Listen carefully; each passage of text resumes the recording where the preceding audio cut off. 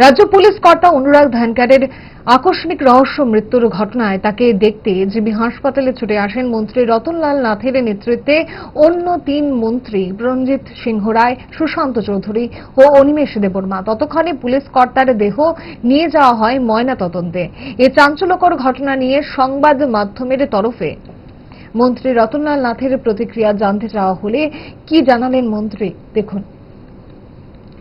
এখানে এসেছি, দেখেছি পোস্টমর্টম হবে। পোস্টমর্টম হওয়ার পরে তখন বোঝা যাবে কি ব্যাপার। না, প্রাথমিক কিচ্ছু কমেন্ট করার সুবিধা নেই, কারণ পোস্টমর্টমের আগে যারা আপনারা বুঝেন যে বিজ্ঞানসম্মত যখন পর্যন্ত পোস্টমর্টম না হবে কিচ্ছু বলার সুবিধা নেই। এতটুকু জানি, যখন খবর পেয়েছে মাননীয় মুখ্যমন্ত্রী খবর পাওয়ার সাথে সাথে স্পটে গেছেন এবং ওখানে উনি থেকেই হাসপাতালে পাঠানোর ব্যবস্থা করেছেন, এতটুকু জানি। এখন পোস্টমর্টম হওয়ার পরে বাকি কথা বলা যাবে। উনি শকড, সুতরাং মোটামুটি কথাবার্তা হচ্ছে, দেখেছি।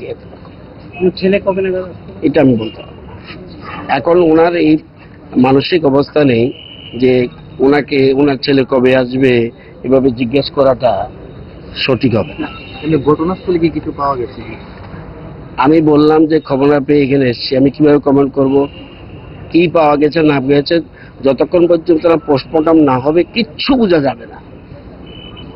একটা মৃত্যুর পর পোস্টমর্টম ইজ মোস্ট ইম্পর্টেন্ট, এটা হলো মূল কথা।